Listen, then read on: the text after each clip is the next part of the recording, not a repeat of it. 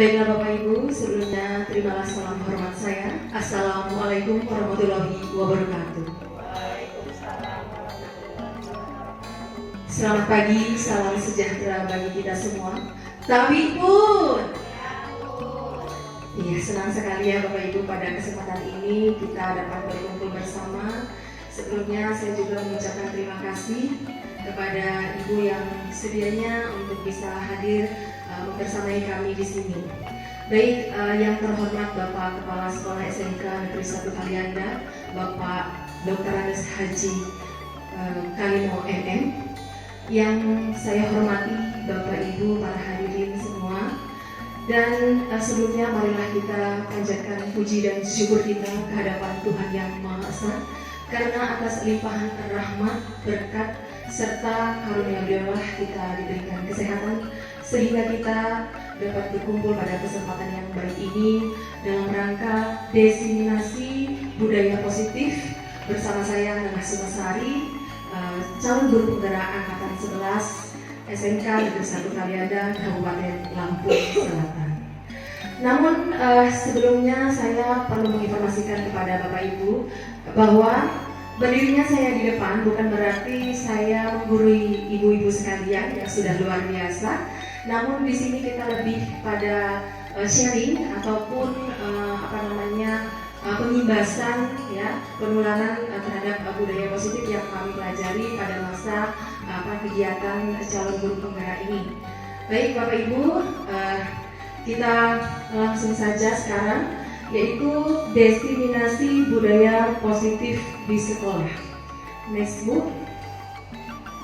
Nah, sebelum kita masuk ke materi, kayaknya perlu penyegaran dulu nih Bapak Ibu ya. Perlu penyegaran, kita ice cream dulu. Mohon ibu-ibu yang cantik untuk berdiri.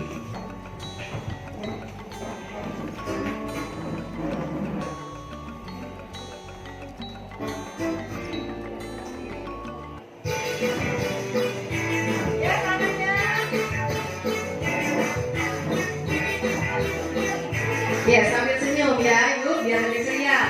Tangan diputar.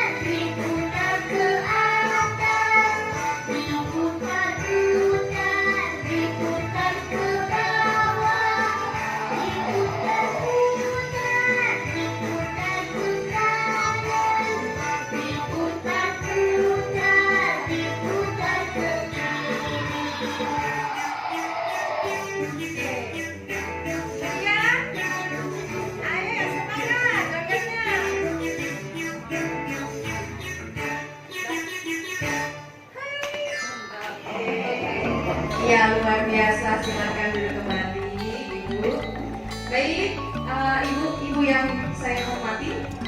Jadi pada destinasi Ki Hajar Dewantara ini, destinasi budaya positif maksud saya, Ki Hajar Dewantara mengumpamakan sekolah sebagai sebuah ladang tempat persemaian bibit.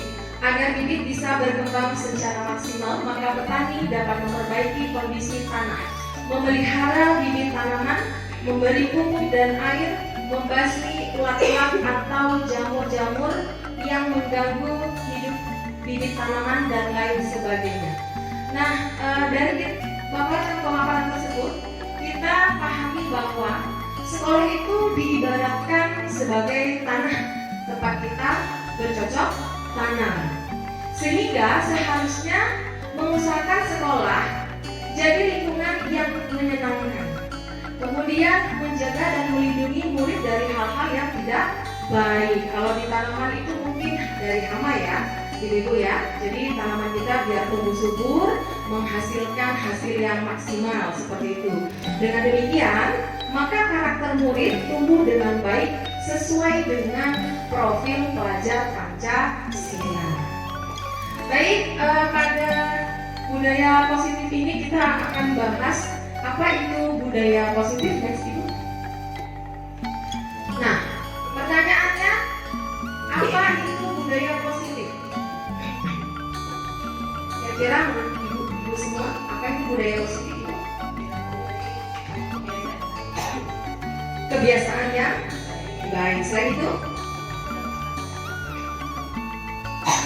Ya, betul.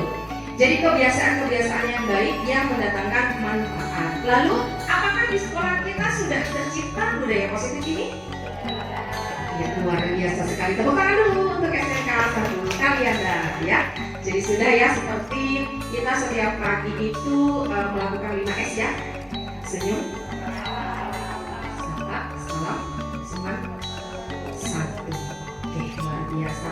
Setiap pagi kita menyambut siswa-siswa kita ya dengan senyum ya, dengan penuh ceria dan bahagia. Selain itu kita juga membiasakan untuk selalu menjaga kebersihan. Oke. Baik Bapak Ibu, demikian maka budaya positif itu merupakan perwujudan dari nilai-nilai kebajikan atau keyakinan universal yang diterapkan di sekolah. Selama ini barangkali kita sebagai guru merasa berkewajiban mengontrol perilaku siswa agar memiliki perilaku sesuai dengan guru harapkan. Perwujudannya, guru sering memberikan hukuman kepada siswa yang melakukan kesalahan dan memberikan imbalan atau penghargaan terhadap perbuatan baik yang dilakukan siswa. Benar demikian, Ibu? Mari kita lihat seperti apa itu pembelajaran yang ada dalam budaya positif ya. Jadi konsep pembelajaran atau konsep inti budaya positif itu ada beberapa hal di sana. Yang pertama ada disiplin positif, kemudian nilai-nilai kebajikan, teori motivasi, kemudian hukuman dan penghargaan, keyakinan kelas, kebutuhan dasar manusia, kemudian 5 posisi kontrol, dan yang terakhir adalah segitiga restitusi ya, Ibu ya. Baik, kita yang pertama dulu kita bahas yaitu materi tentang disiplin positif. Ketika mendengar kata disiplin, apa yang terbayang di benak ibu-ibu sekalian? Apa yang terlintas dalam pikiran Bapak Ibu semua? Iya, taat aturan, kemudian tepat waktu. Ya, betul sekali ya, taat aturan, tepat waktu. Jadi budaya positif, disiplin positif itu berasal dari bahasa Latin disiplina yang artinya belajar. Kebanyakan orang akan menghubungkan kata disiplin dengan tata tertib, teratur, dan kepatuhan pada peraturan. Kata disiplin juga sering dihubungkan dengan hukuman, padahal itu sesungguhnya berbeda. Jadi berbeda disiplin dengan hukuman. Karena belajar tentang disiplin positif tidak harus dengan memberi hukuman. Jadi kalau kita menerapkan disiplin positif itu tidak harus memberikan sanksi ataupun hukuman. Justru itu adalah salah satu alternatif terakhir, dan kalau perlu tidak digunakan sama sekali. Murid yang memiliki disiplin positif akan memiliki motivasi internal yang tinggi dalam menguasai diri untuk melakukan tindakan yang sesuai dengan nilai-nilai kebajikan universal. Nilai-nilai kebajikannya adalah sifat-sifat positif manusia yang merupakan tujuan mulia yang ingin dicapai setiap individu. Nilai-nilai tersebut bersifat universal dan lintas bahasa, suku, bangsa, agama maupun latar belakang.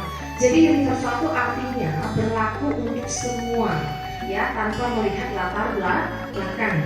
Kemudian dengan mengaitkan nilai kebajikan yang diyakini oleh seorang, maka motivasi intrinsik, motivasi yang berasal dari dalam diri intrinsik akan terbangun, sehingga menggerakkan motivasi dan dalam untuk dapat mencapai tujuan mulia yang diinginkan. Kemudian ini adalah contoh-contoh nilai kebajikan dari institusi ataupun organisasi ibu-ibu, ya. Jadi ada contoh dari profil pelajar Pancasila yang memang diterapkan di sekolah-sekolah, ya ibu-ibu, ya. Apa saja profil pelajar Pancasila? Ada 5? Ada 6, ya? Ya, yang pertama, ya, beriman dan bertakwa kepada Tuhan Yang Maha Esa, berakhlak mulia, kemudian ya, berkebinekaan global, gotong royong, mandiri, ya, mandiri, kreatif, dan bernalar kritis, ya. Jadi dimensi profil pelajar Pancasila ini yang diharapkan dapat tumbuh dalam karakter-karakter murid ataupun peserta didik. Nah, selanjutnya nilai kebajikan juga ada pada organisasi-organisasi seperti Primary Years Program atau PYP. Next. Kemudian ada keterampilan hidup. Kemudian the Seven Essential Virtues. Kemudian ini adalah contoh nilai-nilai kebajikan. Sebagai contoh begini, Bapak Ibu. Kita ingin menjaga kebersihan lingkungan, ya. Jadi kalau misalkan kalimat negatifnya dilarang membuang sampah, jadi kalau kalimat positifnya buanglah sampah pada tempatnya. Jadi diusahakan itu kita menggunakan kalimat-kalimat yang positif gitu. Jadi itu adalah nilai dari kebersihan seperti itu. Kemudian kita kalau misalkan tidak mencontek, itu nilai apa? Kejujuran, ya, luar biasa. Next. Baik, selanjutnya ada teori motivasi perilaku manusia. Sebagai seorang guru, saat Anda hadir mengajar di kelas tepat waktu, motivasi apakah yang mendasari tindakan Anda? Motivasi apa? Kalau hadir tepat waktu, motivasi apa? Apakah takut dengan kepala sekolah? Takut nanti kelasnya difoto terus masuk grup? Hah? Oh, memberikan contoh luar biasa sekali, tepuk tangan. Ya, memberikan contoh yang baik kepada siswa. Next, Ibu. Ya. Jadi benar sekali, ya, bahwa jika kita ingin menerapkan disiplin yang motivasinya berasal dari dalam diri kita, usahakan itu memang karena keyakinan kita, bukan karena sanksi ataupun karena hukuman, ya, atau takut dengan siapapun gitu. Jadi tidak ingin ditegur oleh atasan Anda, kemudian mendapat surat peringatan. Ada yang pernah mendapat surat peringatan? Tidak, ya. Guru-guru SMK 1 kali Anda memang luar biasa. Kemudian ingin mendapatkan pujian, ya.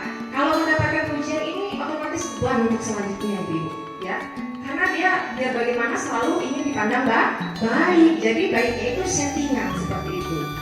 Tidak berasal dari dalam atau intrinsik itu tadi. Kemudian ingin menjadi orang yang menghargai waktu, menghargai diri Anda sendiri sebagai teladan bagi murid.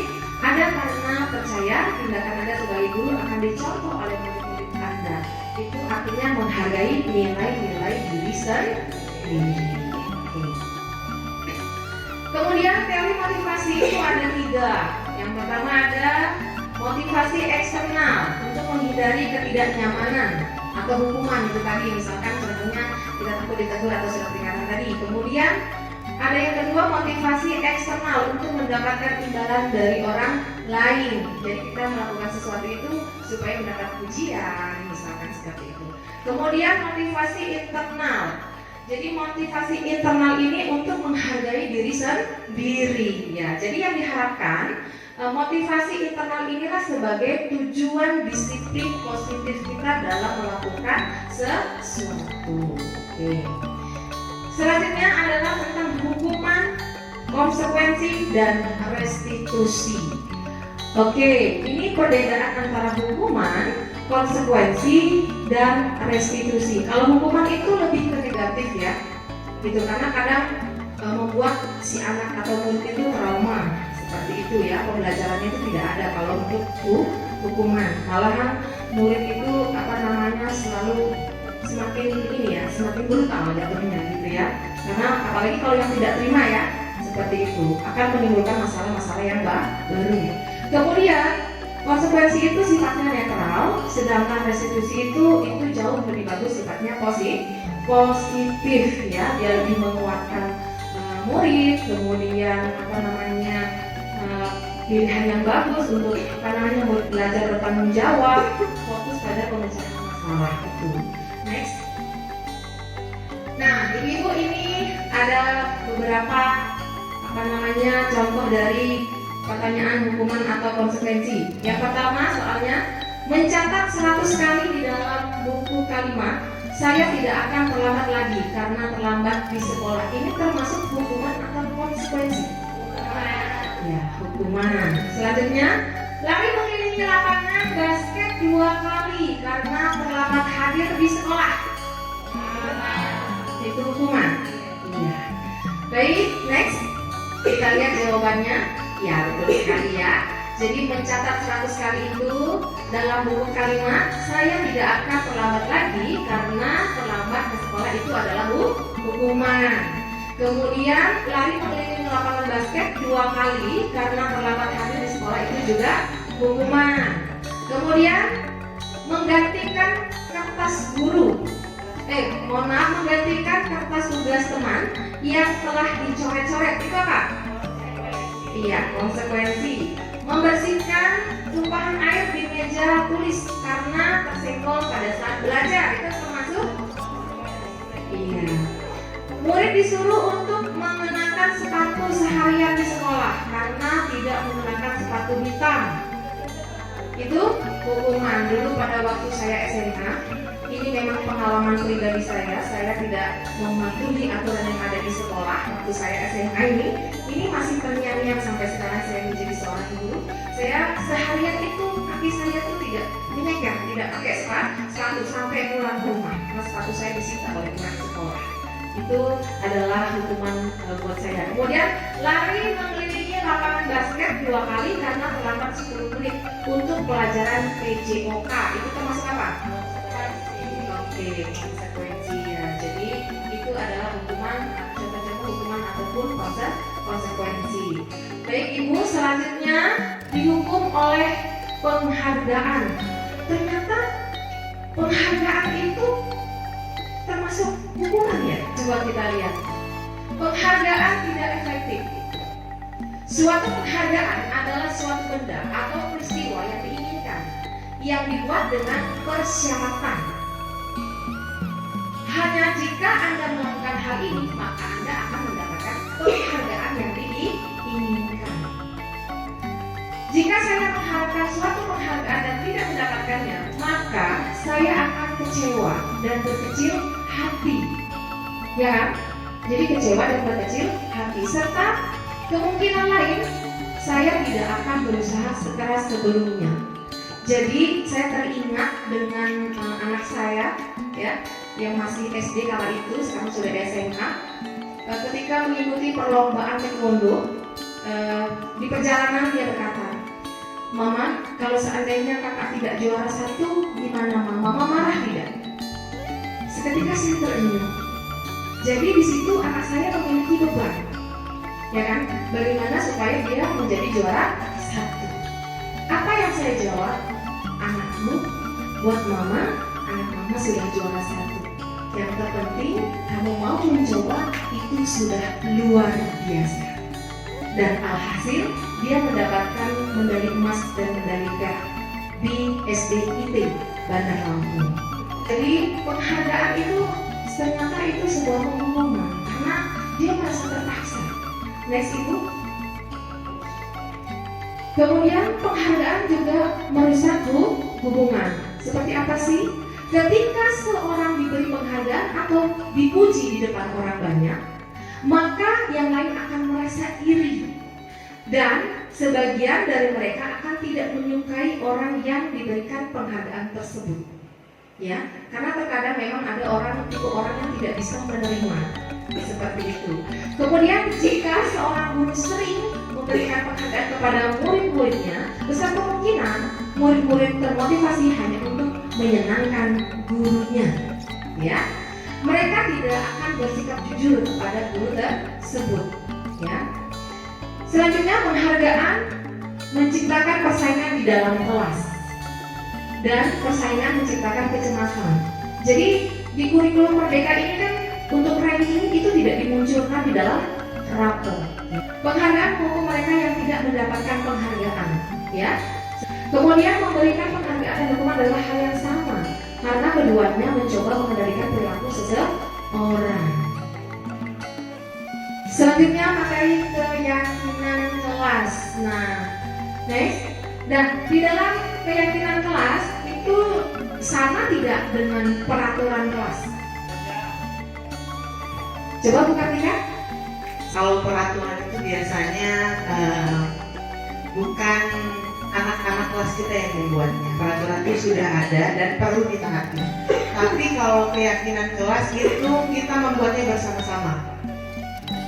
Seperti kelas itu anak-anaknya pengen kelasnya seperti apa? Apakah bersih? Apakah ingin kelas yang nyaman? Itu kita sendiri yang membuat keyakinannya, kemudian kita jalankan sendiri. Ya, betul sekali ya, Ibu ya. Jadi keyakinan dengan peraturan itu berbeda.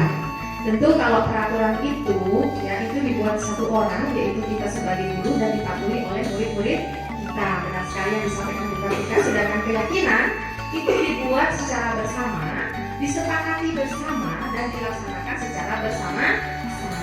Baik, dari peraturan kelas lebih luas lagi dibentuk menjadi keyakinan kelas ya. Kemudian dari keyakinan kelas itu akan mempengaruhi lingkungan yang positif. Dari lingkungan yang positif akan membentuk budaya positif. Nah, dari budaya positif ini nantinya akan membentuk karakter yang positif sesuai dengan profil pelajar Pancasila. Selanjutnya, mengapa kita memiliki peraturan tentang menggunakan helm saat mengendara? Mengapa ada peraturan dilarang merokok di sekolah? Perhatikan kalimat di samping. Ya, kalau kita memakai helm itu karena peraturan, ya mungkin bebannya. Tapi kalau kita sadari itu adalah untuk keselamatan kita, maka itu akan menjadi sebuah keyakinan dan tidak akan ada beban seperti itu. Jadi itu adalah untuk keselamatan. Nah, kemudian mengapa ada peraturan dilarang merokok di sekolah? Ya, jadi dilarang merokok di sekolah itu adalah berkaitan dengan nilai kesehatan. Itu. Jika seorang peserta didik tidak menyadari bahwa untuk menjaga kesehatan janganlah merokok, gitu kan? Artinya dia tidak meyakini itu dan dia melakukan merokok di sekolah, maka kesehatannya akan terganggu. Ya, dilarang merokok ini merupakan bagian dari kesehatan yang harus keyakinan yang harus dijalankan di sekolah. Sebenarnya keyakinan atau nilai-nilai keyakinan, keselamatan atau kesehatan itulah yang kita sebut sebagai keyakinan. Sudah saya jelaskan tadi ya. Yang memakai helm tadi itu adalah nilai keselamatan ya. Kalau dia dianggap sebagai peraturan, dia akan menjadi beban. Tetapi kalau dianggap itu untuk keselamatan saya, maka dia akan melakukannya dengan sepenuh hati, dan itu merupakan sebuah keyakinan. Next. Setiap tindakan atau perilaku yang kita lakukan di dalam kelas dapat menentukan terciptanya sebuah lingkungan positif. Perilaku warga kelas tersebut menjadi sebuah kebiasaan yang akhirnya terbentuk sebuah kebudayaan positif. Dalam mewujudkan perilaku warga sekolah yang memiliki budaya positif, hal pertama perlu diciptakan, disepakati adalah membuat keyakinan kelas ya, atau prinsip-prinsip dasar bersama di antara para warga kelas untuk mendapatkan nilai-nilai kebajikan yang disepakati. Kemudian keyakinan kelas merupakan metode untuk menimbulkan kembalinya disiplin positif yang didasari oleh motivasi. Tentunya motivasi intrinsik tadi ya, motivasi yang berasal dari dalam diri melalui proses curah pendapat dan pada akhirnya disepakati bersama. Selanjutnya ini beberapa contoh keyakinan kelas. Coba Bapak Ibu kembalikan barang ke tempatnya, itu nilai kebajikan apa? Apa? Tanggung jawab. Mengganggu orang lain, menghormati orang lain ya. Hadir di sekolah 15 menit sebelum pelajaran dimulai. Disiplin. Oke, next. Nah, coba kita lihat jawaban Ibu tadi, benar ya? Ya, kembalikan barang ke tempatnya itu adalah tanggung jawab. Dilarang mengganggu orang lain itu menghormati orang lain. Hadir di sekolah 15 menit sebelum pembelajaran dimulai itu menghormati orang lain dan komitmen. Kemudian dilarang melakukan kekerasan itu adalah keselamatan, sama seperti helm tadi ya. Dilarang menggunakan narkoba itu kesehatan, keselamatan. Kemudian bergantian atau menunggu giliran, menghormati orang lain dan bersabar. Contohnya bergantian itu tadi apa? Antri wudhu ya, apalagi kalau kita pas ada kegiatan ibadah Jumat ya, gitu ya, salat berjamaah itu pasti antri untuk wudhunya karena siswa kita banyak gitu ya. Kemudian antri apa lagi? KTM. Itu di luar sekolah Ibu ngerti kan? Kalau di sekolah antri apa? Di kantin ya mungkin ya. Anak-anak kalau istirahat itu pada berebut bayaran, anti bayaran ya. Ini apa dulu siswa yang aktif ini bayar Ibu ya. Apa mungkin malah nggak bayar? Oh, bayar terus ya. Ini ada beberapa contoh keyakinan kelas ya. Yang pertama ada datang tepat waktu, kemudian menjaga kebersihan, saling menghormati dan menghargai. Kalau ini kan kalimat positif ya, Ibu-ibu.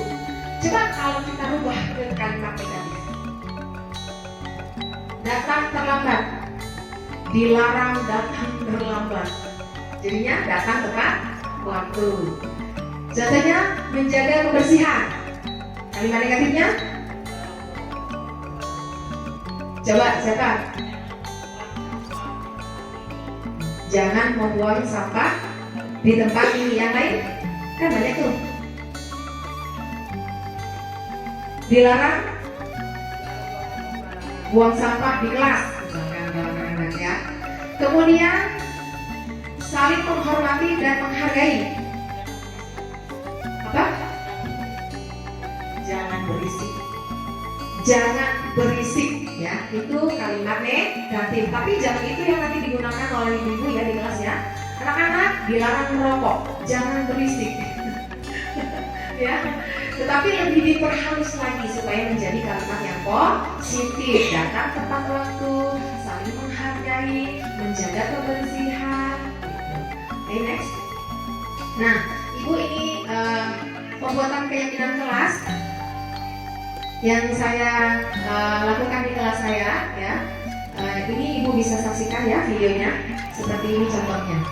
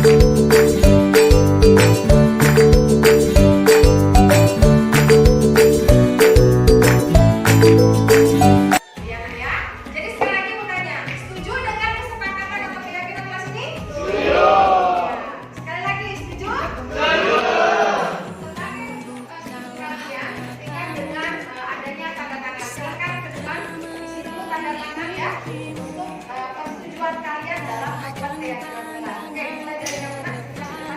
Bersama dan tanda tangan dulu ya.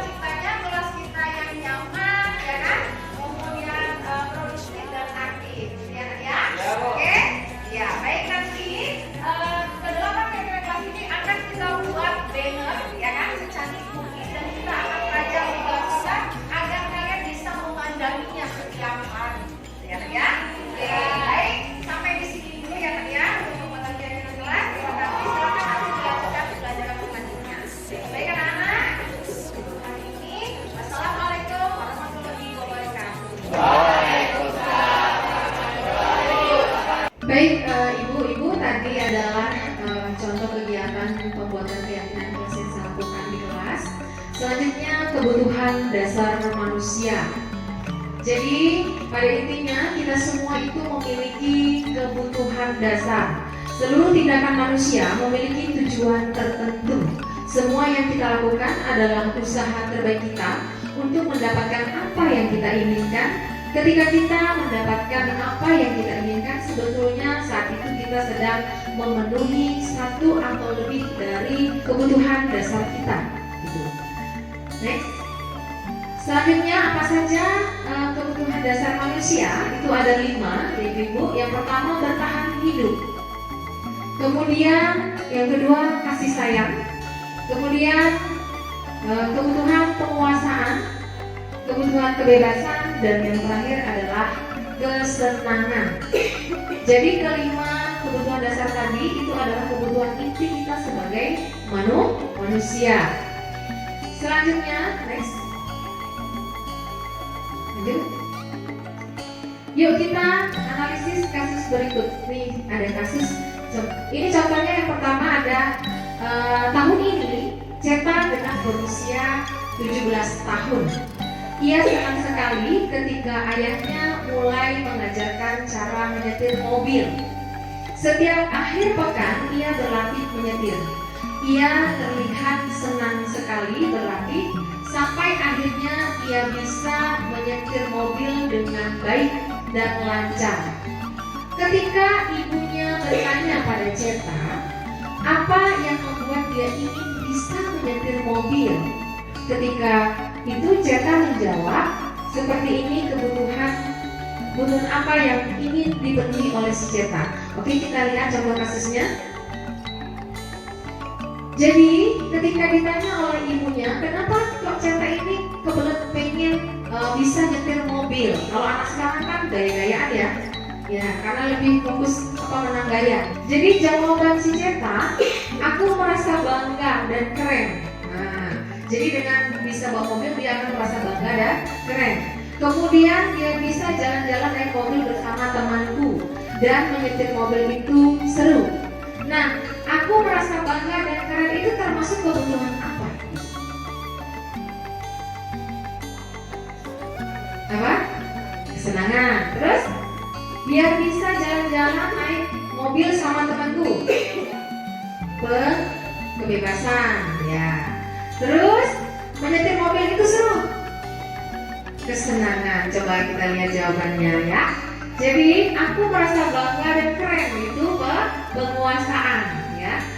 Biar bisa jalan-jalan naik mobil sama temanku, itu kasih sayang dan rasa diterima. Mungkin kalau dia nggak bawa mobil nggak diterima kali sama temannya ya, disingkirkan. Tapi memang ada kadang-kadang teman seperti itu ya, hanya memanfaatkan. Selanjutnya menyetir mobil itu seru ya, itu kesenangan. Gaya Bapak Ibu, kita semua dari hati ya, termotivasi dari dalam diri untuk melakukan hal yang positif. Oke. Pertanyaannya, apa yang terjadi apabila salah satu atau beberapa kebutuhan dasar anak tidak terpenuhi? Ketika seorang murid melakukan suatu perbuatan yang bertentangan dengan nilai-nilai kebajikan atau melanggar peraturan, hal itu sebenarnya dikarenakan mereka gagal memenuhi kebutuhan dasar mereka. Jadi ketika seorang murid itu melakukan perbuatan yang bertentangan dengan nilai-nilai kebajikan, maka mereka itu sebenarnya sedang gagal itu ya. Ada kebutuhan-kebutuhan yang tidak bisa mereka penuhi atau tidak didapatkan. Kemudian ini dia 5 posisi kontrol ya.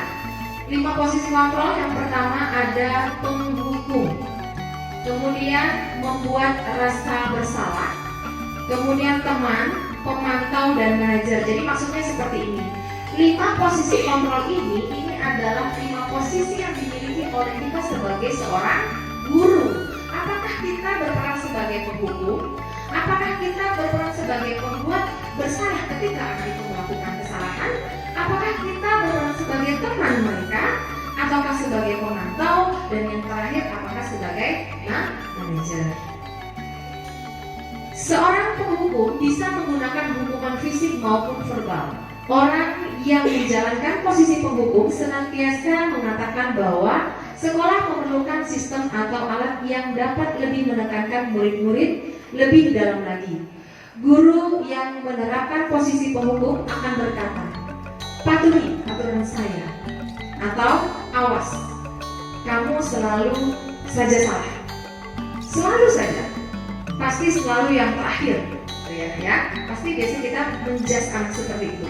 Kamu, selalu kamu dan kamu, keluar kamu. Nah, bisa ada yang seperti itu?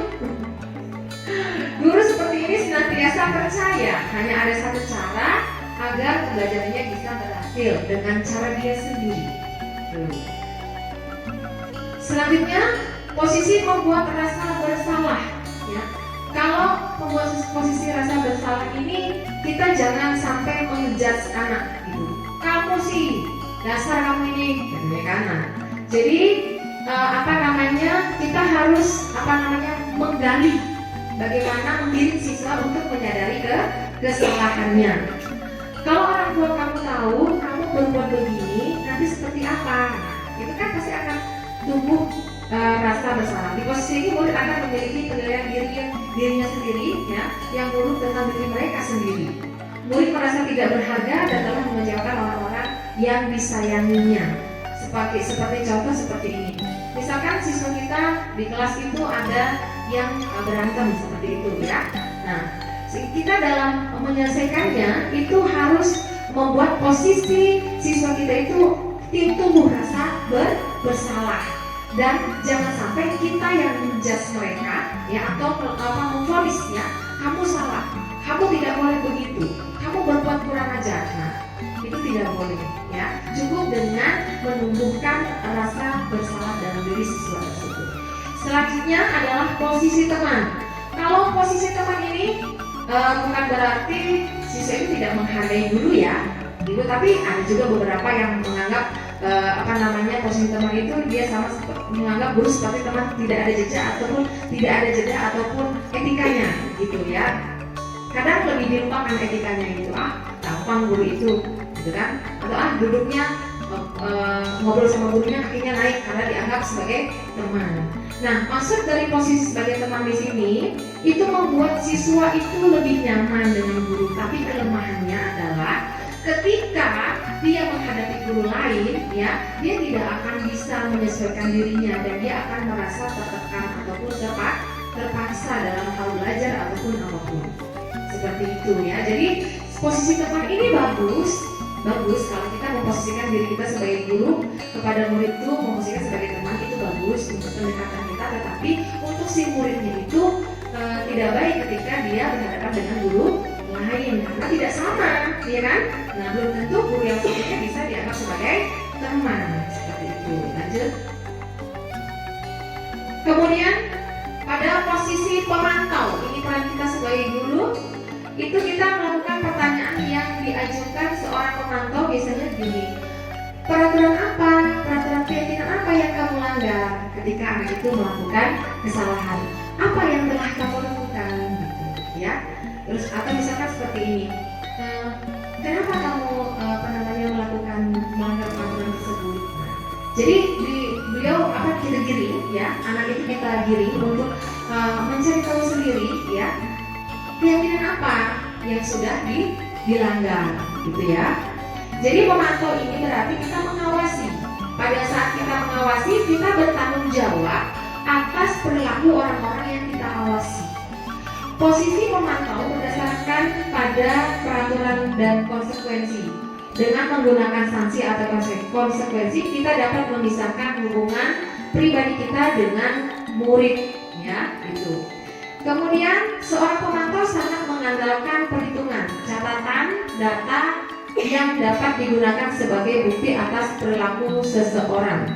Posisi ini akan menggunakan stiker atau strip catatan, daftar cek. Posisi pemantau sendiri berawal dari teori stimulus respon yang menunjukkan tanggung jawab guru dalam mengontrol murid. Jadi dalam melakukan pemantauan tentu kita memiliki catatan-catatan ya guru ya. Nah, itu digunakan karena catatan itu berkesinambungan ya. Pemantauan itu tidak dilakukan dalam waktu yang singkat tetapi berkelanjutan. Selanjutnya posisi manajer. Posisi manajer ini adalah posisi yang terakhir, di mana posisi ini guru berbuat sesuatu bersama dengan murid, mempersilakan murid mempertanggungjawabkan perilakunya, mendukung murid agar dapat menemukan solusi atas permasalahannya sendiri. Kemudian dapat menjadikan murid kita seorang manajer bagi dirinya sendiri. Di manajer, murid diajak untuk menganalisis kebutuhan dirinya maupun kebutuhan orang lain. Di sini menekankan bukan pada kemampuan membuat konsekuensi, namun dapat berkolaborasi dengan murid bagaimana memperbaiki kesalahan yang ada. Jadi pada posisi manajer ini, seorang guru memiliki keterampilan ya untuk menggiring siswa untuk menemukan pemecahan masalahnya sendiri. Seperti itu, dan guru juga berkolaborasi dengan muridnya untuk mencari solusi atas masalah yang sedang dihadapi. Kita tahu bahwa 5 posisi kontrol itu memiliki dampak ya. Yang pertama, dampak pada murid ya. Dalam posisi kontrol ini ya, dampak pada murid mengulangi kesalahan itu untuk penghukuman. Jika kita melakukan penghukuman, dampak negatifnya pada murid itu dapat dia mengulangi kesalahan. Kemudian dampak pada murid tentang pembuatan merasa bersalah adalah merasa rendah diri. Jadi ketika kita membuat rasa bersalah itu muncul dalam diri seorang siswa, maka dia akan merasa rendah diri. Oh, ternyata saya salah, maaf ya ibu. Nah, misalkan seperti itu. Kemudian dampak dari posisi teman ya, itu adalah lemah, tidak mandiri, tergantung. Jadi kalau kita memposisikan diri kita sebagai teman, jadi siswa kita itu tidak akan bisa mandiri. Kemudian sebagai memantau, itu kelemahannya adalah menitik beratkan pada sanksi atau hadiah untuk dirinya. Kemudian manajer itu kelemahannya mengevaluasi diri, bagaimana cara memperbaiki diri, itu dampaknya ya pada murid. Selanjutnya ini ada beberapa pertanyaan. Saya kecewa sekali dengan kamu. Siapa yang mengatakan? Apa? Membuat rasa bersalah. Ya, saya kecewa sekali dengan kamu. Bahasa itu bisa menimbulkan rasa bersalah. Kemudian kamu tidak pernah benar melakukannya. Bagaimana? Penghukum. Oke, next kita lihat. Saya kecewa sekali dengan kamu, itu membuat rasa bersalah. Kamu tidak pernah benar melakukannya. Kamu tidak pernah benar melakukannya. Kemudian, ayolah lakukan demi ibu atau bapak. Itu teman. Ayo anak, lakukan demi ibu atau bapak.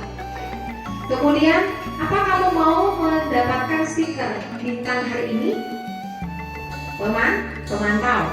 Bagaimana kamu bisa menyelesaikan masalah ini? Bagaimana kamu bisa menyelesaikan masalah ini? Itu posisi mana? Manager, ya. Kamu selalu yang paling terakhir. Penghukum. Oke. Next, pertanyaannya untuk ibu-ibu semua, berada di posisi kontrol manakah ibu-ibu pada saat ini? Apakah berada pada posisi teman, ya, kemudian manajer tadi, kemudian, ayo posisi mana? Teman dia, penghukum juga iya Bu. Tolong Bu, karena saya pendekatannya lebih cara kayak kita di depan gitu, karena lebih gampang.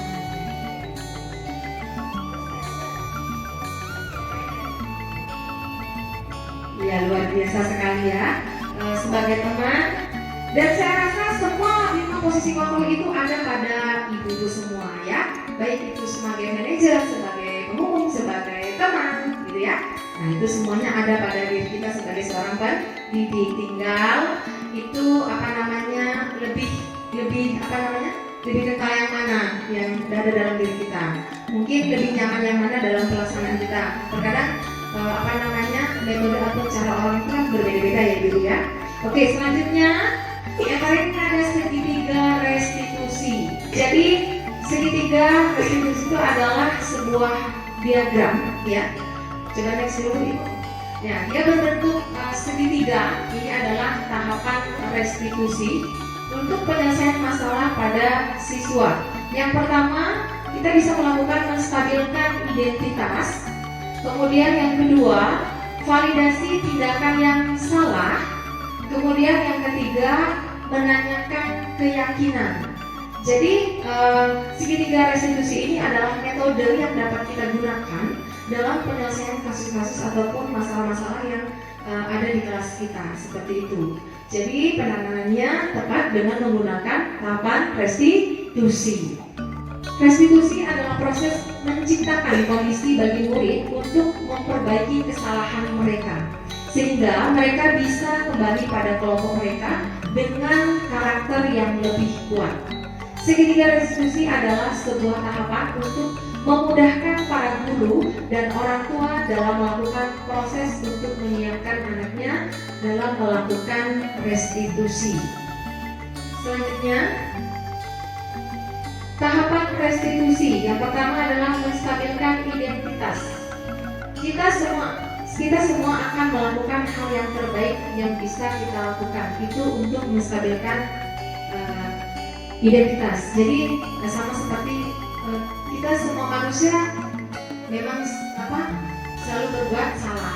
Itu pun pernah salah. Misalkan seperti itu menstabilkan identitas saat kita mewawancari anak dalam mengatasi masalah anak.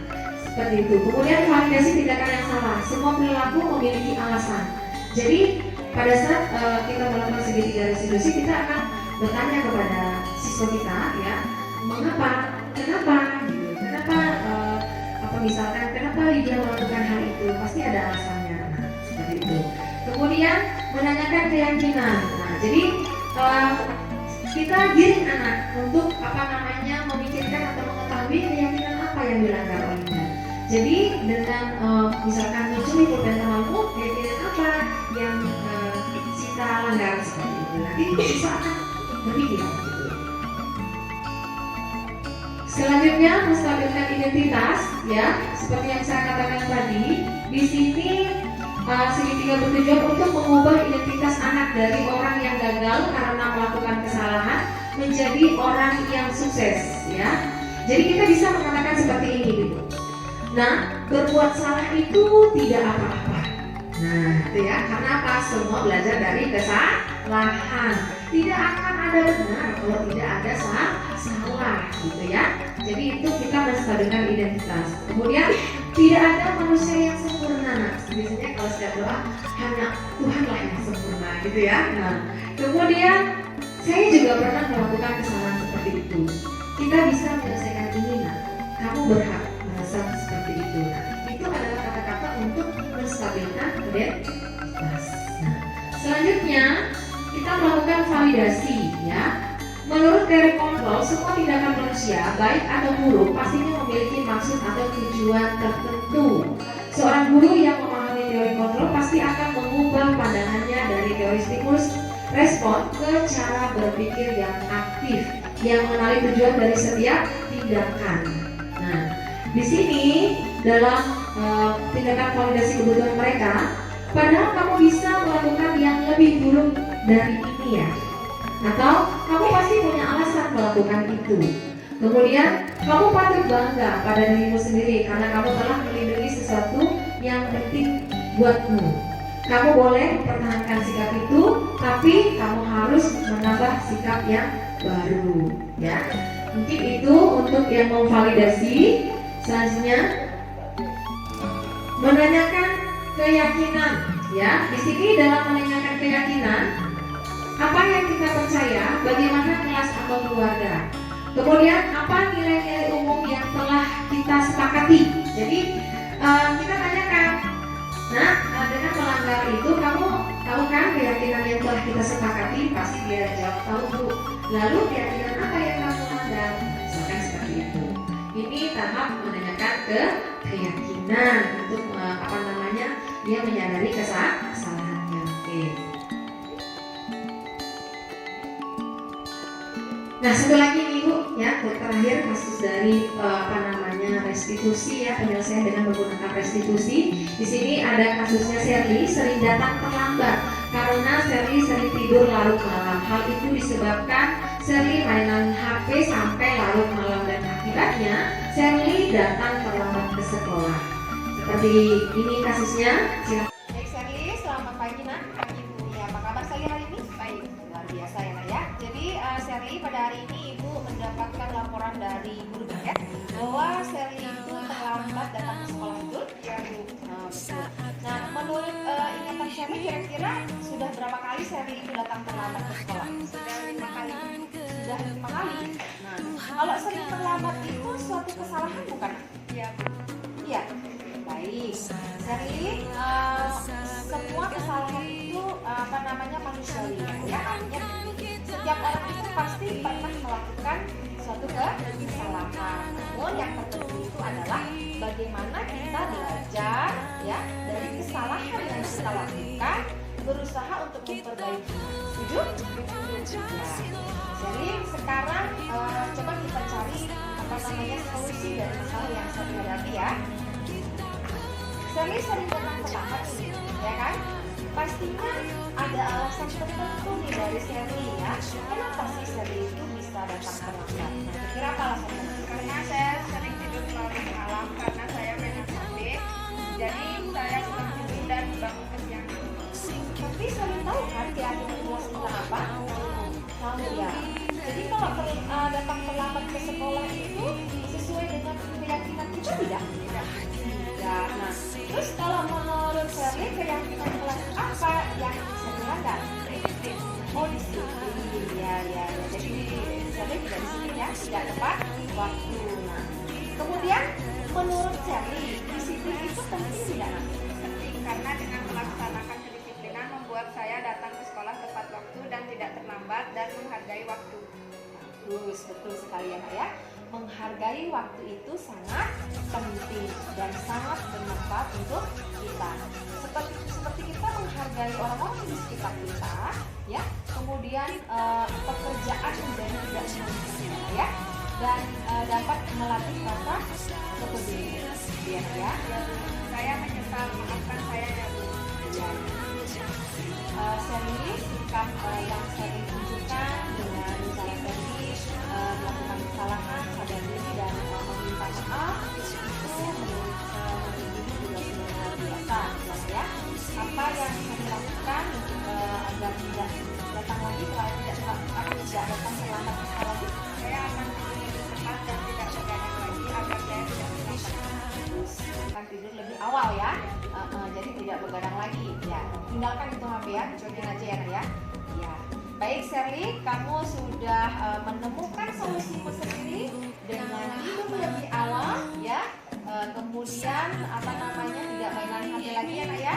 Nah, jadi tolong dilakukan solusi yang kamu temukan ya, dilakukan, dan ibu akan bekerja sama dengan orang tuamu ya, supaya besok dan seterusnya kamu bisa lebih rajin dan tidak datang terlambat ya. Itu untuk hari ini itu saja mungkin ya Sherly. Silakan Sherly balik ke kelas lagi untuk melanjutkan kelasnya ya. Terima kasih. Oke, Ibu, demikianlah tadi penyampaian dari saya ya. Mohon maaf apabila ada kesalahan dan saya di sini sangat mengaturkan terima kasih yang sedalam-dalamnya kepada ibu-ibu semua sudah menyempatkan waktunya untuk membersamai saya di sini dalam kegiatan diseminasi ataupun penyebaran ataupun pengibasan dari materi budaya positif yang saya dapatkan dalam program Guru Penggerak. Baik, sebelum saya tutup, kira-kira ada yang mau bertanya? Oh iya, silakan Ibu ke depan Ibu. Silakan Ibu. Mic-nya tidak sampai. Ya. Perkenalkan ya Bu.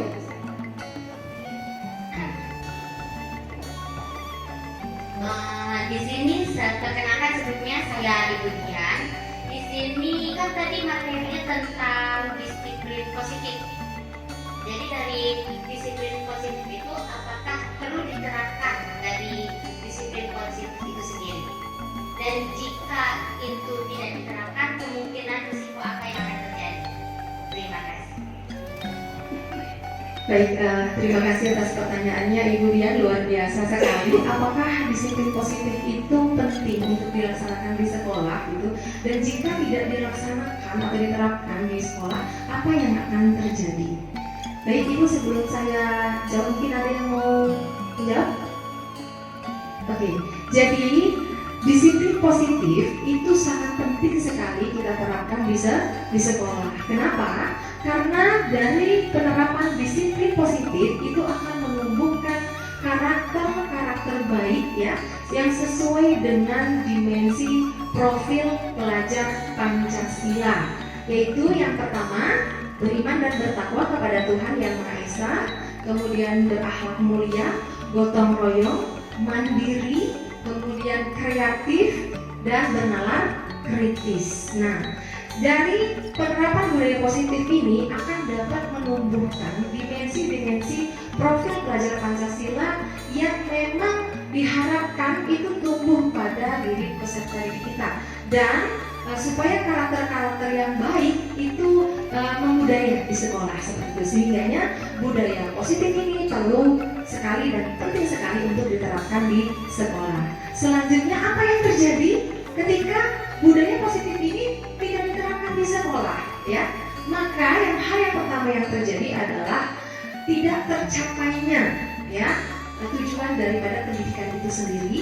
Kemudian yang kedua, tentunya akan terjadi kekacauan. Betul begitu Ibu? Iya, jadi itu ya sangat penting sekali kita untuk membiasakan sejak ini melakukan budaya-budaya positif ya, supaya tumbuh karakter-karakter yang baik dari kita juga, masyarakat sekolah, siswa dan seluruh warga yang ada di sekolah. Begitu Ibu Dian, cukup? Iya, baik. Ada yang bertanya lagi? Tidak ada? Iya.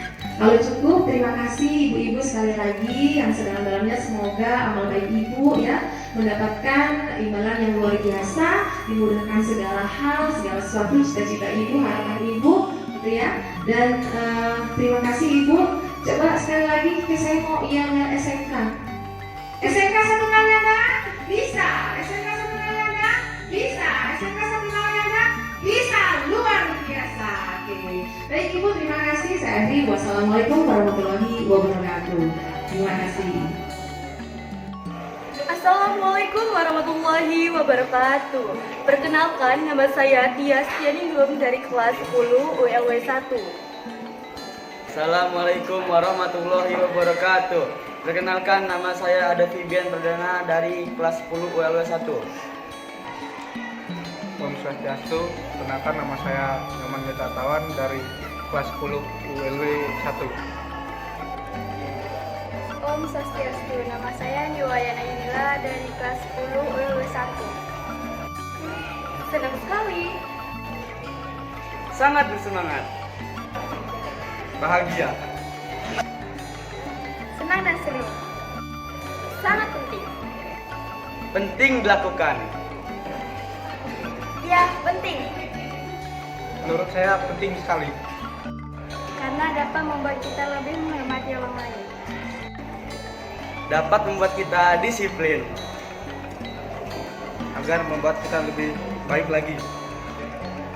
Dapat menumbuhkan rasa tanggung jawab. Bangun dan bukalah mata.